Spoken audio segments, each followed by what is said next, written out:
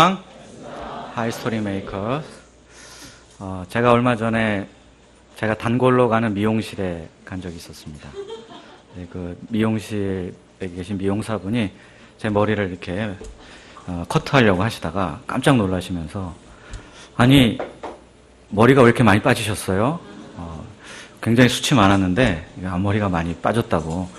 혹시 요즘 무슨 스트레스 받는 일 있습니까? 그렇게 물어보시더라고요. 그래서 곰곰이 생각해 보니까 제가 스트레스 받을 일이 딱 하나밖에 없더라고요. 이번 봄학기에 요한복음 말씀을 14번 전하게 됐는데, 그것 때문인 것 같습니다. 아무리 생각해봐도. 제 머리카락을 심어서 말씀을 준비했습니다. 어쨌든 오늘 드디어 마지막 요한복음 말씀을 이제 전하게 됐습니다. 지난 한 학기 동안에 요한복음 말씀을 통해서 우리 예수님 안에 있는 은혜와 진리를 충만히 경험하게 하신 하나님께 감사와 찬양을 드립니다. 네, 오늘 말씀의 제목은 하나가 되게 하옵소서입니다. 이 기도 제목을 이미 성취한 분이 한 분 계세요, 우리 중에. 네, 여기 류하나 자매님. 이미 하나가 되었기 때문에 그래도 기도는 해야 되겠습니다. 네, 요절 말씀은 17장 11절 말씀이 되겠습니다. 요절 말씀 함께 읽어보겠습니다. 시작. 나는 세상에 더 있지 아니하노나 그들은 세상에 있사옵고 나는 아버지께로 가옵나니 거룩하신 아버지여 내게 주신 아버지의 이름으로 그들을 보존하사 우리와 같이 그들도 하나가 되게 하옵소서. 기도하겠습니다. 사랑이 많으신 아버지 하나님, 감사합니다. 지난 봄학기 동안 저희에게 요한복음 말씀을 통해서 생명의 말씀, 진리의 말씀으로 우리의 가란 영혼을 채워주신 것 감사합니다. 이제 오늘 마지막 말씀 하나가 되게 하옵소서.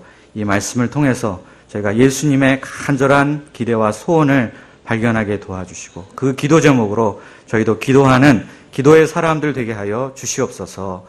예수님의 이름으로 기도합니다. 한때 우리가 많이 불렀던 누군가 널 위해 기도하네라는 복음성가가 있습니다. 그 가사는 다음과 같습니다.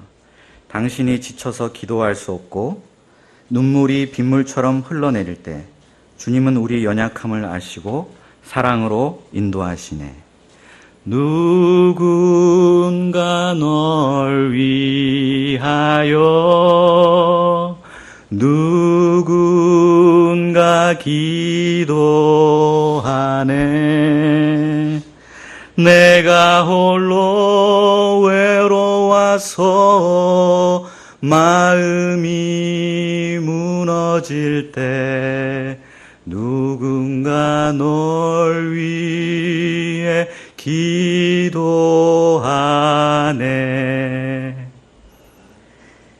누군가 우리를 위해서 기도해주고 계신 분이 있습니다. 심지어 우리가 지쳐 기도할 수 없을 때조차도 쉬지 않고 우리를 위해 기도하고 계신 분이 있습니다. 그분은 바로 성자 하나님이신 예수 그리스도이십니다. 오늘 말씀은 그 예수님의 마지막 유언과도 같은 기도입니다. 또 이 기도는 예수님께서 우리의 대제사장으로서 우리를 대신해서 우리를 위하여 기도하셨다고 해서 예수님의 대제사장적인 기도라고 부르기도 합니다. 이 기도는 예수님 가슴 깊은 곳에 어떤 간절한 소원을 품고 계셨는가를 우리에게 잘 가르쳐 줍니다. 지난 2000년 기독교 역사는 이 예수님의 대제사장적인 기도 위에 세워졌다, 이렇게 말할 수 있습니다.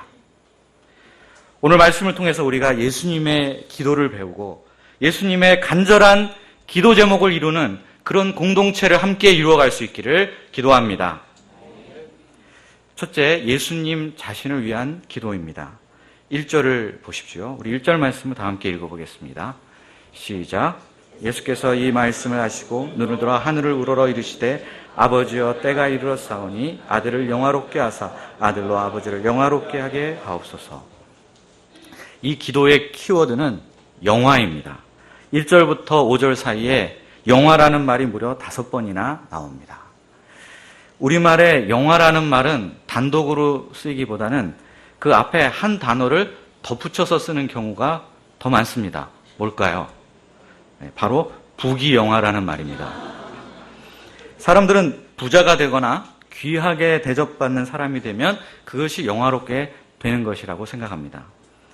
예수님은 때가 이르렀으니 아들을 영화롭게 하게 하옵소서라고 기도하십니다. 그럼 여기서 때가 이르렀다는 말이 무슨 뜻일까요? 드디어 부귀영화를 누릴 때가 되었다 하는 뜻일까요? 전혀 그렇지가 않습니다. 오히려 정반대입니다. 여기서 때가 이르렀다는 말은 곧이어 십자가에 못 박혀 돌아가실 때가 되었다는 뜻입니다. 우리는 지난 여름 수양에 다 이루었다 말씀을 통해서 십자가형은 인류가 고안해낸 형벌 중에서 가장 고통스럽고 잔혹한 형벌이라는 것을 배웠습니다. 십자가에서 죽음은 수치와 저주, 비참과 고통을 의미합니다. 이때 예수님께서 기도를 하신다면 이 순간 어떤 기도를 하셔야 할까요? 이 억울함을 풀어주시고 이 고통에서 저를 좀 건져주십시오. 이런 기도를 해야 마땅하지 않겠습니까? 그런데 예수님은 이 십자가의 죽음을 통해서 자신을 영화롭게 해달라고 기도하십니다. 이 수치스러운 십자가를 예수님은 영광의 십자가로 보셨습니다. 왜 그렇습니까? 2절을 보십시오. 우리 2절 말씀도 함께 읽어보겠습니다. 시작. 아버지께서 아들에게 주신 모든 사람에게 영생을 주게 하시려고 만민을 다스리는 권세를 아들에게 주셨음 이로소이다. 예수님은 십자가를 앞에 두시고 수치와 고통만을 생각하지 않으셨습니다. 십자가가 가져올 열매, 곧 죄로 죽을 인생들에게 영생을 주시는 것, 그것을 생각하셨습니다. 죽음이란 생물학적으로 볼 때는 우리 몸에 있는 주요 장기들이 더 이상 작동하지 않고 멈추는 상태를 의미합니다. 그런데 영적으로 볼 때 죽음이란 하나님과의 분리를 의미합니다. 하나님과 분리된 인생은 마치 꽃병에 꽂아놓은 꽃과 같이 살았으나 죽은 인생입니다. 그러면 영생이란 무엇일까요? 영생은 생명의 근원이신 하나님과 또 예수 그리스도께 다시 접붙임 바 되는 것입니다. 더 나아가 영생이란 하나님과 예수 그리스도를 인격적으로 알고 교제하며 사는 삶을 말합니다.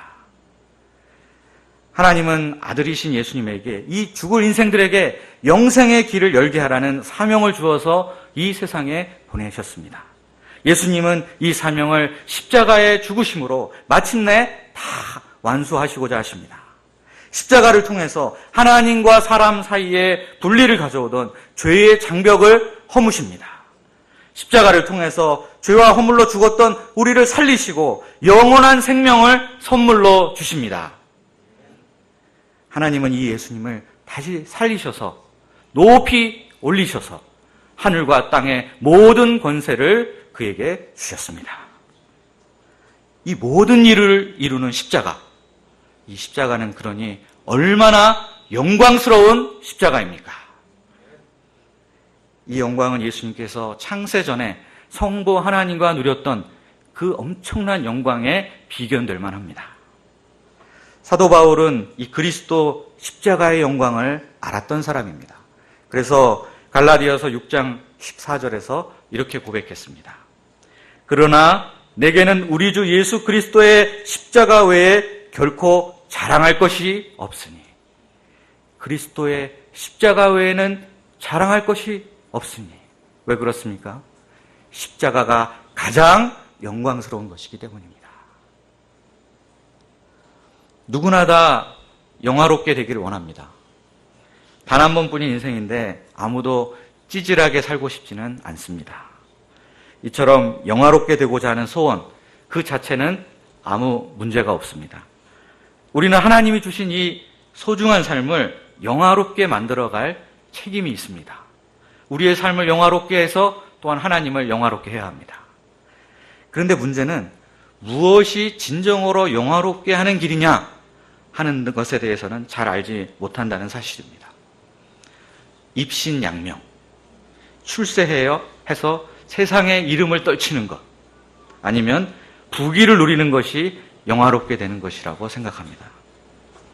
심지어 믿는 사람들 중에서도 무슨 큰 상을 받거나 모두가 부러워할 만한 대성공을 거둬야만 하나님께 영광을 돌릴 수 있다.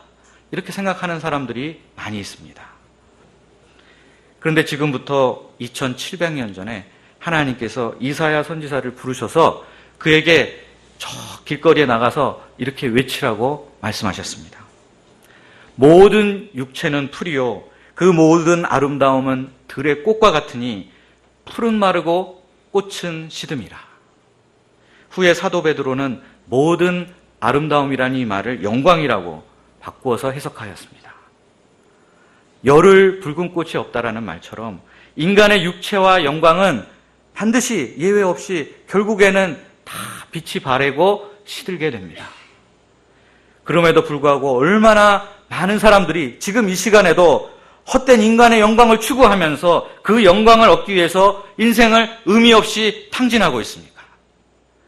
하나님께서 이것이 얼마나 안타까우셨으면 이사야에게 모든 육체는 풀이요 그 영광은 들의 꽃과 같을 뿐임을 가서 힘껏 소리쳐 외쳐라 이렇게 명령하셨겠습니까? 우리는 더 이상 헛된 영광을 구할 필요가 없습니다. 그렇게 인생을 낭비할 필요가 없습니다. 참된 영광은 세상으로부터 오지 않습니다. 영원한 영광은 오직 하나님으로부터만, 위로부터만 임합니다. 우리가 하나님으로부터 오는 영광을 구하고 하나님께 영광을 돌려드림으로 진정 영화로운 인생 살 수 있기를 기도합니다. 그러면 어떻게 하나님께 영광을 돌려드릴 수 있습니까? 4절에서 예수님께서 말씀하신 대로 하나님께서 우리에게 맡겨주신 사명을 이루어감으로써 하나님께 영광을 돌릴 수 있습니다. 그럼 우리의 사명은 무엇입니까? 영생의 복음을 전하고 가르치는 일, 많은 사람을 주께로 돌이키는 일입니다. 이 사명을 완수하기 위해서 예수님처럼 십자가에 못 박혀 죽을 필요는 없지만 또 여기에는 크고 작은 고난이 따르지 않을 수 없습니다. 저는 요즘 SNS에서 고대생들이 올린 글들을 자주 모니터링하고 있습니다. 근데 그 중에서 이런 글들이 종종 올라옵니다.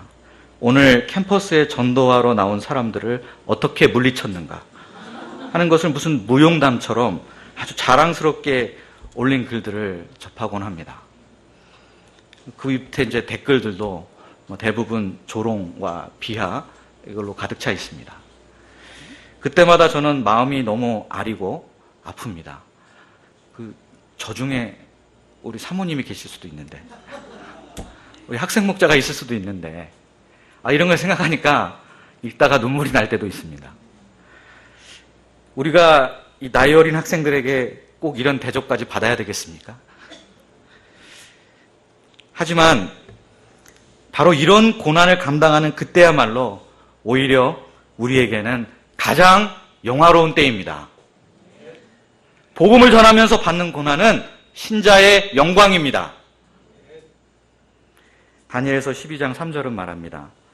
많은 사람을 옳은 대로 돌아오게 한 자는 별과 같이 빛나리라. 별이 뭡니까? 스타입니다. 하나님 나라에서는 유명한 가수나 영화배우가 스타가 아닙니다. 목자가 스타입니다. 선교사가 스타입니다. 바로 우리들이 스타입니다. 믿으십니까? 우리가 하나님이 주신 사명을 힘써 감당함으로 진정으로 영화로운 삶, 별과 같이 빛나는 인생을 살 수 있기를 기도합니다. 둘째, 제자들을 위한 기도입니다. 6절을 보십시오. 6절 말씀 함께 읽어보겠습니다. 시작. 세상 중에서 내게 주신 사람들에게 내가 아버지의 이름을 나타내었나이다. 그들은 아버지의 것이었는데 내게 주셨으며 그들은 아버지의 것이었는데 내게. 지금까지 예수님께서 하신 사역은 제자들에게 아버지의 이름을 나타내는 것이었습니다. 여기서 이름이란 인격과 능력을 의미합니다. 또한 예수님은 공생의 기간 동안 이 하나님께서 얼마나 긍휼이 풍성한 분인지, 얼마나 위대하신 분인지를 나타내 주셨습니다. 예수님은 자기 말을 하지 않으시고 하나님께서 주신 말씀만을 세상에 전달하셨습니다. 그런데 이에 대해서 유대인들은 받아들이지 않았습니다. 그러나 제자들은 예수님의 말씀을 하나님이 주신 말씀으로 믿고 영접했습니다. 그리고 그 말씀에 순종했습니다. 말씀을 통해서 하나님의 인격과 능력, 하나님의 이름을 알게 되었습니다. 또한 예수님이 하나님께서 보내신 그리스도이심을 믿고 고백하였습니다. 이는 제자들이 하나님께 속한 사람들로서 하나님께서 예수님에게 보내주신 양들이기 때문입니다. 예수님은 이런 제자들을 위해서 기도하셨습니다. 9절을 보십시오. 9절 말씀을 함께 읽어보겠습니다. 시작. 내가 그들을 위해 내가 비옵는 것은 세상을 위함이 아니요 내게 주신 자들을 위함이니라. 그들은 아버지의 것이로소이다. 이 말씀에서 예수님이 얼마나 제자들을 귀하게 여기시는가가 나타나 있습니다. 세상에서 볼 때 제자들은 별 그렇게 특출난 사람들이 아니었습니다. 대부분 평범한 갈릴리 시골 사람들이었습니다. 그 중에는 사람들로부터 공공의 적으로 취급받던 세리 출신도 있었습니다. 그러나 예수님은 이런 제자들을 천하보다 더 귀하게 여기셨습니다. 그리고 또 이 제자들 덕분에 내가 영광을 받았다, 이렇게 인정해 주셨습니다. 왜냐하면 제자들을 하나님의 소유, 하나님의 것으로 보셨기 때문입니다. 그리고 이제 이 귀한 제자들 한 사람 한 사람을 가슴에 품고 그들의 대제사장으로서 하나님 앞에 나아가 간절히 기도하고자 하셨습니다. 그러면 그 예수님의 기도 제목이 무엇이었을까요? 11절을 보십시오. 11절 말씀 함께 읽겠습니다. 시작. 나는 세상에 더 있지 아니하오나 그들은 세상에 있사옵고 나는 아버지께로 가옵나니 거룩하신 아버지요 내게 주신 아버지의 이름으로 그들을 보존하사 우리와 같이 그들도 하나가 되게 하옵소서. 예수님은 제자들과 함께 있는 동안 그들을 아버지의 이름으로 보존하고 지키셨습니다.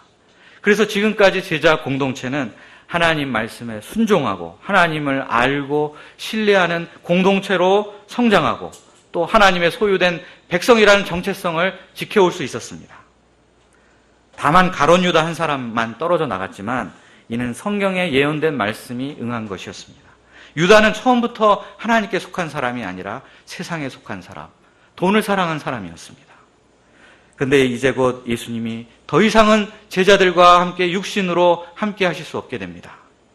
제자들을 세상에 두고 아버지께로 돌아가실 때가 되었기 때문입니다. 이제 남겨진 제자들에게는 두 가지 위험이 기다리고 있었습니다. 첫 번째 위험은 세상의 핍박이었습니다. 14절에서 예수님은 세상이 제자들을 미워하게 될 것이라고 말씀하셨습니다.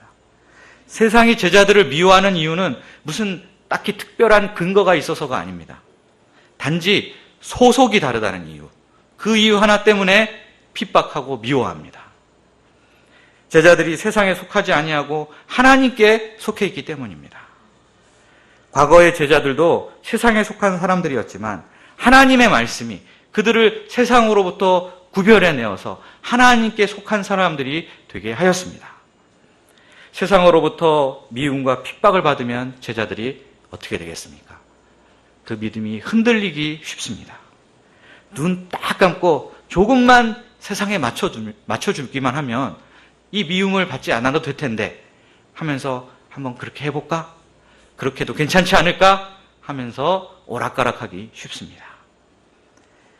이렇게 타협을 하다 보면 결국에는 하나님께 속한 사람으로서의 정체성을 다 상실하게 될 위험성이 있었습니다.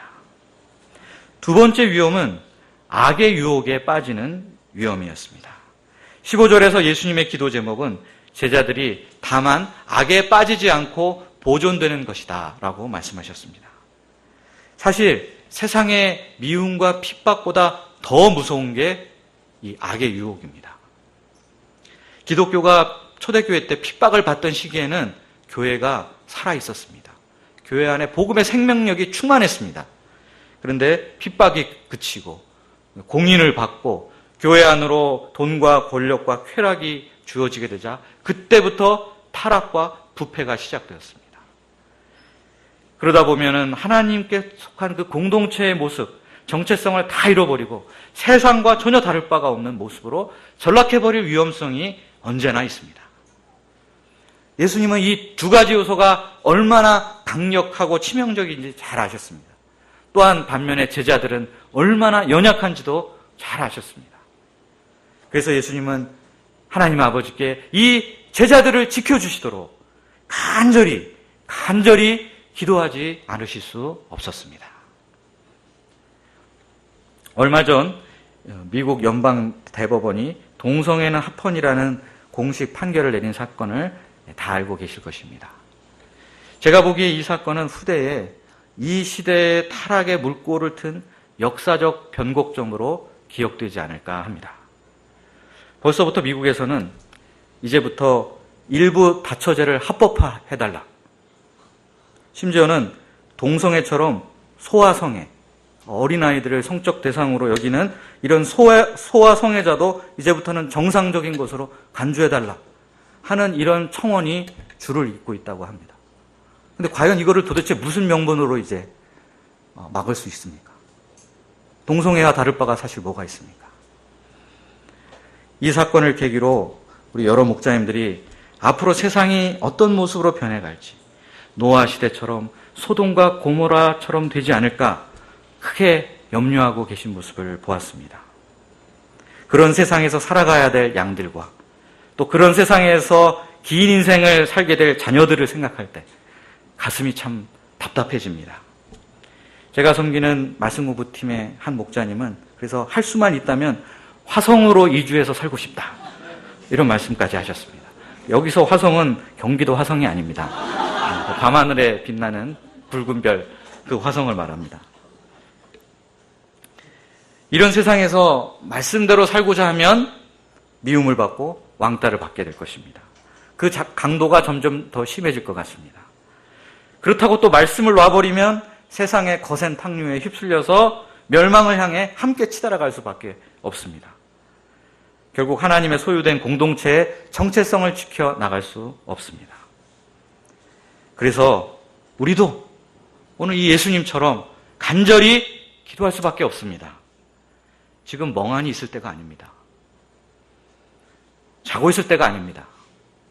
나중에 일이 터진 후에 후회해봐야 아무 소용이 없습니다. 지금 세상에 갖가지 위험에 노출되어 있고 또 앞으로 노출되게 될 이 양들과 자녀들을 위해서 간절히 기도해야 할 때입니다. 하나님 아버지, 이 세상의 죄악의 밤은 더욱 깊어만 갑니다. 우리 외 양과 자녀들은 너무나 연약합니다. 그들이 약에 빠지지 않게 지켜주시고 우리의 공동체가 하나님의 소유된 백성의 그 정체성을 끝까지 지켜나갈 수 있도록 도와주시옵소서. 우리가 이렇게 열심으로 기도해야 되겠습니다. 그러면 이런 악한 세상에서 제자 공동체의 정체성을 보존하려면 구체적으로 어떻게 해야 될까요? 퍼뜩 떠오르는 생각은 이 세상을 등지고 산속에 들어가 우리끼리 오순도순 사는 것입니다. 실제로 중세시대 때 많은 수도사들이 세상과 구별된 삶을 살기 위해서 속세를 떠났습니다. 광야와 높은 산에 들어가 홀로 수행을 하거나 담 높이가 3m가 넘는 수도원을 짓고 그 안에서 자기들끼리 살았습니다. 우리도 이렇게 한번 해볼까요? 그러나 예수님은 15절과 18절에서 제자들을 세상에서 데려가기 위함이 아니라 아버지께서 나를 세상에 보내신 것과 같이 나도 그들을 세상에 보내고자 합니다. 이렇게 말씀하셨습니다.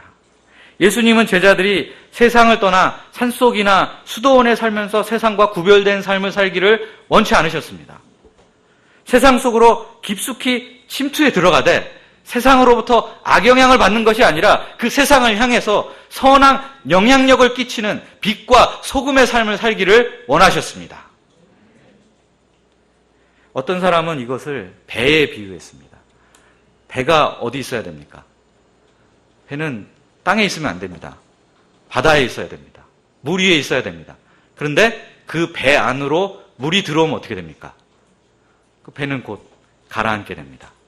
딱 이것이 이 제자 공동체, 교회의 모습과 같다는 것입니다. 우리는 산속에 있으면 안 됩니다. 세상으로 나가야 됩니다. 그러나 우리 안에 세상을 담고 있으면 안 됩니다. 그럼 우리도 세상과 함께 가라앉기 때문입니다. 그러면 우리는 망하는 것입니다. 그러면 제자들이 어떻게 세상 속에 있으면서도 하나님의 소유된 백성으로서의 정체성을 지켜나갈 수 있을까요? 어떻게 우리가 이 세상에 매몰되지 않고 하나님의 백성답게, 제자답게 살아갈 수 있을까요? 17절을 보십시오. 17절 말씀을 다 함께 기도하는 심정으로 읽어보겠습니다. 시작.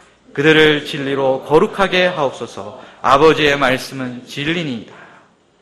하나님께서는 진리, 곧 하나님의 말씀으로 거룩하게 하심으로 제자들이 악에 빠지지 않도록 보존해 주십니다. 우리가 세상의 거센 탕류 속에서도 휩쓸려가지 않고 거룩한 삶을 살 수 있는 것은 하나님의 말씀이 주는 힘이 있기 때문입니다. 그래서 시편 기자가 이렇게 고백했습니다. 청년이 무엇으로 그의 행실을 깨끗하게 하리이까? 주의 말씀만 지킬 따름이니이다.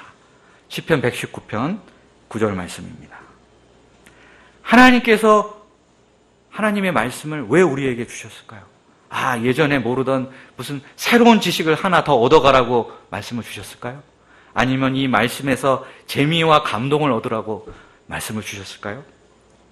말씀을 주신 이유는 그 말씀으로 우리를 거룩하게 해서 하나님께 속한 사람으로 보존해 주시기 위함입니다. 말씀이 있으면 아무리 시대가 노아 시대 같고 이 땅이 소돔과 고모라 땅과 같을지라도 우리는 세상을 얼마든지 이겨낼 수 있습니다. 그런데 이렇게 말씀이 항상 우리에게 있도록 하기 위한 좋은 방법 중에 하나가 말씀을 암송하는 것입니다. 요즘 개봉된 영화 중에 사람 마음속에 일어나는 일을 기막히게 묘사한 인사이드 아웃이라는 디즈니 영화가 있습니다. 혹시 보셨나요? 네. 이 영화에 보면은 그 단기 기억 저장소에 있는 것들 중에서 필요한 것을 골라서 장기 기억 저장소라는 곳에 넣어두는 그런 장면이 나옵니다. 그러다가 이제 결정적인 순간이 되면 그 장기 기억 저장소에서 기억을 꺼내가지고 그 영사기로 비추듯이 이렇게 쫙 비춰줍니다. 그러면 그 기억이 주인공이 현재 겪는 그 어려움을 극복할 수 있도록 도와주는 역할을 합니다. 이게 이 영화의 굉장히 중요한 주제입니다. 말씀을 암송하는 것은 말씀을 장기 기억 저장소에 넣어두는 것과 같습니다. 평소에는 이제 별 차이가 없는 것 같은데 꼭 필요한 순간, 결정적인 순간에 말씀이 인출되어서 그 위력을 발휘하게 됩니다. 예를 들자면 자꾸 과거의 기억, 과거의 상처에 얽매여서 힘들어질 때 암송했던 이 말씀 한 구절이 불쑥 솟아오를 수 있습니다. 그런즉 누구든지 그리스도 안에 있으면 새로운 피조물이라. 이전 것은 지나갔으니 보라 새 것이 되었도다. 고린도후서 5장 17절 말씀입니다. 이 말씀이 어떤 말씀입니까? 네, 지금 멍한 표정으로 계신 분들은 내비게이터 69절을 안 외우신 분들인 것 같습니다. 그 내비게이터 69절 첫 번째 구절이 바로 이 말씀입니다. 우리가 말씀 암송을 통해서 우리의 장기 기억 저장소에 진리의 말씀들로 꽉꽉 채워놓을 수 있기를 기도합니다. 내 자신과 양들과 우리의 자녀들이 말씀으로 거룩하게 되어 순종과 믿음과 진리의 공동체로 보존될 수 있기를 기도합니다. 셋째, 모든 믿는 자들을 위한 기도입니다. 20절을 보십시오. 내가 비옵는 것은 이 사람들만 위함이 아니요 또 그들의 말로 말미암아 나를 믿는 사람들도 위함이니. 이제 예수님은 제자들뿐 아니라 제자들 통해서 믿게 될 신자들, 모든 성도들을 위해서 기도하십니다. 모든 믿는 자들을 위한 예수님의 기도 제목이 무엇이었습니까? 21절 말씀을 함께 읽어보겠습니다. 21절 시작. 아버지여, 아버지께서 내 안에 내가 아버지 안에 있는 것 같이 그들도 다 하나가 되어 우리 안에 있게 하사 세상으로 아버지께서 나를 보내신 것을 믿게 하옵소서. 예수님은 제자들을 통해서 믿게 될 신자들이 하나가 될 수 있도록 기도하셨습니다. 22절에서도 우리가 하나 된 것 같이 그들도 하나가 되게 하려 함이니이다. 이렇게 말씀하셨고, 또 23절에서도 그들이 온전함을 이루어 하나가 되게 하려 함은 이라고 하셨습니다. 이것을 보면 신자들을 향한 예수님의 간절한 소원은 바로 하나가 되는 것입니다. 세상에서 우리가 살아갈 때 어느 모임이나 어느 공동체나 수없이 많은 갈등과 문제들에 부딪히게 됩니다. 최근 롯데그룹이 이 경영권을 둘러싸고 형과 아우 사이에 분쟁이 생겼습니다. 또 이것이 아버지와 자식 간의 또 갈등으로 번지고 있습니다. 그 결과 정부는 롯데에 대한 특별 세무조사를 실시하겠다고 하고, 또 시민단체들은 롯데 제품 불매운동을 전개하겠다고 하고 있습니다. 또 게다가 해외에서는 롯데그룹 전체에 대한 신용 등급을 내리겠다고 하고 있습니다. 롯데그룹 진짜 큰일 났습니다.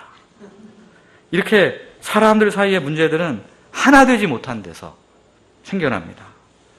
사람들은 내가 생각하는 게 옳은데 왜 내 생각을 굽혀야 되는가? 내 소신껏 하겠다 말하면서 하나 되기를 거부합니다. 또 이렇게 자기 생각과 비슷한 사람, 맞는 사람들끼리 만나서 한 교회 안에서 심지어 당을 짓게 되기도 합니다. 이렇게 분쟁하고 분열하는 모습, 교회가 맨날 싸우는 모습을 보면 그에 대해서 세상이 뭐라고 말하겠습니까? 저곳에 하나님의 사랑이 있고 진리가 있다고 생각하기 어려울 것입니다.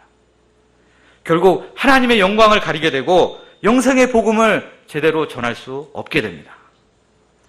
그러면 어떻게 해야 우리가 하나가 될 수 있을까요?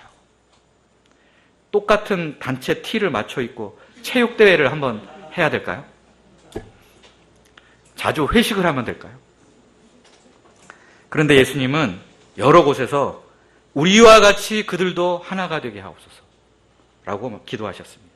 우리와 같이, 이 말이 핵심적인 키워드입니다. 여기서 우리는 성부 하나님과 성자 예수님을 가리킵니다. 그 두 분의 연합을 의미합니다. 성부와 성자는 서로를 깊이 아시고 사랑하셔서 완벽한 삼위일체의 연합을 이루셨습니다. 성부 하나님은 성자 예수님께 자신의 모든 것을 다 내어주셨습니다. 오늘 말씀해 보면 예수님께서 내 것은 다 아버지께서 내게 주신 것이다. 이것은 다 아버지의 것이다. 이런 말씀을 여러 번 하셨습니다. 또 성자 예수님은 성부 하나님을 영화롭게 하고 온전히 그분의 뜻을 이루어드리고자 하셨습니다. 예수님께서는 하나님의 뜻을 거스르고 자기 고집, 자기 생각, 자기 뜻대로 행하신 적이 단 한 번도 없으셨습니다. 이처럼 우리가 하나님의 뜻을 이루어드리고자 하는 그 뜻을 하나로 모을 때, 그리고 하나님의 영광을 나타내고자 한 마음을 모을 때, 그때 우리는 하나된 제자 공동체를 이룰 수 있게 됩니다. 우리 각자에게는 저마다 다 자기 생각이 있고 자기만의 경험이 있고 자기만의 스타일이 있습니다. 하나 된다는 것이 뭐 이런 차이를 다 무시하고 획일적으로 하나 된다, 전제국가에서 독재하듯이 하나를 이룬다, 그런 뜻이 아닙니다. 각자 하나님께로부터 받은 사명, 그것을 감당하되 한 성령 안에서 하나님의 영광을 위해서 동역하는 것, 이것이 바로 하나 되는 것입니다. 이는 마치 오케스트라와 같이 각자 자기 소리를 내지만 한 지휘자의 지휘 아래서 하나의 아름다운 하모니를 만들어내는 것과 같은 이치입니다. 예수님 안에서 믿는 자들이 하나 될 때 하나님의 영광이 나타나게 되고 우리가 전하는 영생의 복음, 생명의 복음에 힘이 실리게 됩니다. 사도행전에 묘사된 초대교회는 하나된 교회의 모습을 잘 보여주고 있습니다. 누가 강요한 것도 아닌데 서로 물건을 통용하고 내 것이 따로 없었습니다. 필요한 사람에게 내 물건을 있는 것 다 나눠주는 그런 공동체를 이루었습니다. 항상 모이기를 힘쓰고 떡을 떼고 필요한 것을 나누었습니다. 이 모습이 얼마나 아름다웠는지 당시 온 백성들로부터 칭송이 자자했다고 기록되어 있습니다. 그 결과 초대교회는 엄청난 핍박을 이겨내고 도리어 급속도로 성장하는 교회가 되어서 결국 로마 제국을 집어삼키게 되었습니다. 이처럼 하나가 된 교회를 주님께서는 축복하십니다. 우리 안암일부도 이 초대교회 못지않은 하나된 제자 공동체를 이루어갈 수 있기를 기도합니다. 하나가 되게 하옵소서. 우리가 죽음을 앞둔 예수님의 이 유언과도 같은 당부를 가슴에 품고 하나님의 영광을 위해 그리스도의 한 몸을 이루어갈 수 있기를 기도합니다. 이상에서 우리는 예수님께서 세상을 떠나시면서 어떤 기도를 하셨는가 배웠습니다. 첫째는 하나님께서 주신 사명을 온전히 이루어서 하나님을 영화롭게 할 수 있도록 기도하셨습니다. 둘째는 세상에 있는 제자들이 악에 빠지지 않고 거룩한 인생을 살 수 있도록 진리의 말씀으로 보존해달라고 기도하셨습니다. 셋째는 모든 신자들이 그리스도 안에서 하나가 될 수 있도록 해달라고 기도하셨습니다. 세상을 떠나실 때 이렇게 기도하신 예수님은 지금도 하나님의 보좌 우편에서 우리를 위해서 간구하고 계십니다. 이런 예수님의 기도 덕분에 우리가 복음을 영접하고 영생을 얻었습니다. 또한 이 악한 세상 속에서 하나님의 말씀을 배우며 거룩한 삶을 연습하고 있습니다. 이제 우리가 예수님의 기도를 통해서 예수님의 간절한 소원이 무엇인지, 예수님의 기도 제목이 무엇인지를 배웠습니다. 그러므로 이제 우리도 예수님의 마음을 품고 예수님처럼 기도하는 제자들, 예수님의 소원을 이루어드리는 제자들이 될 수 있기를 기도합니다. 기도하겠습니다. 사랑이 많으신 아버지 하나님 감사합니다. 오늘 예수님의 기도를 통해서 예수님의 소원을 배웠습니다. 예수님의 기도 제목을 알았습니다. 우리가 이제 이것을 알았으니 우리도 이 기도 제목을 가지고 간절히 기도하는 기도의 사람들이 되게 하여 주시옵소서. 또한 저희가 예수님의 소원을 가슴에 품고 진리로 거룩하게 된 공동체, 사랑으로 하나 된 공동체를 이루어가게 도와 주시옵소서. 또한 이 모든 것을 통해서 하나님을 영화롭게 하는 인생을 살게 도와주시기를 간절히 기도합니다. 예수님의 이름으로 기도하였습니다.